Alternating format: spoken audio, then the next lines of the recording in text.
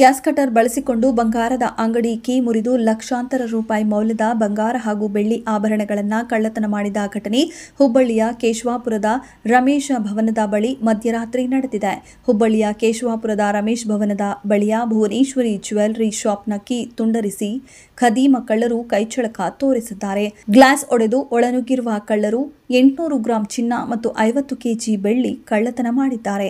ಈ ಆಭರಣ ಅಂಗಡಿ ಜಗದೀಶ್ ದೈವಾಜ್ಞ ಎಂಬುವರಿಗೆ ಸೇರಿದ್ದಾಗಿದೆ. ಮಧ್ಯರಾತ್ರಿ 1 ಗಂಟೆಯಿಂದ 2 ಗಂಟೆ ವೇಳೆಗೆ ನಡೆದಿರುವ ಕಳ್ಳತನ ಜರುಗಿರುವ ಶಂಕೆ ವ್ಯಕ್ತವಾಗಿದೆ. ಮೊದಲು ಸಿಸಿ ಕ್ಯಾಮೆರಾಕ್ಕೆ ಸ್ಪ್ರೇ ಮಾಡಿ ನಂತರ ಕಳ್ಳತನ ಮಾಡಲಾಗಿದೆ. ಘಟನಾ ಸ್ಥಳಕ್ಕೆ ಹೂದಾ ಪೊಲೀಸ್ ಆಯುಕ್ತ ಎನ್ ಶಶಿಕುಮಾರ್ ಭೇಟಿ ನೀಡಿ ಪರಿಶೀಲನೆ ನಡೆಸಿದ್ದು, ಇಬ್ಬರು ವ್ಯಕ್ತಿಗಳಿಂದ ಕಳ್ಳತನ ನಡೆದಿರೋ ಸಾಧ್ಯತೆಗಳಿವೆ.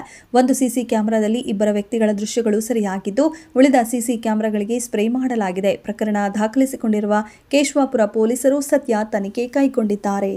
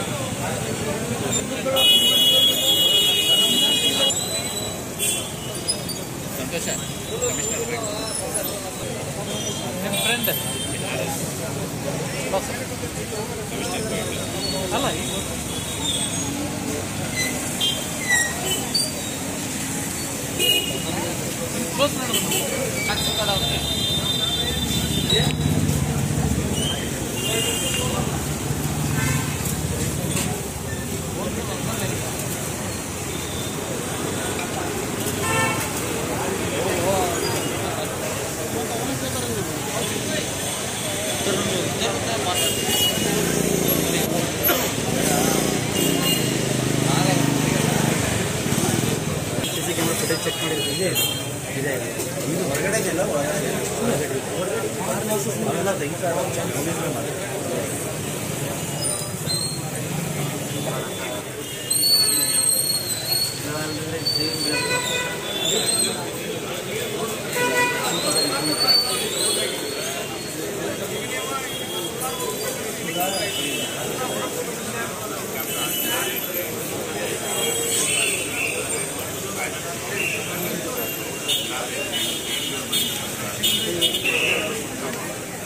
अभी तो उसको होगा ये तो दूसरे है घर में ये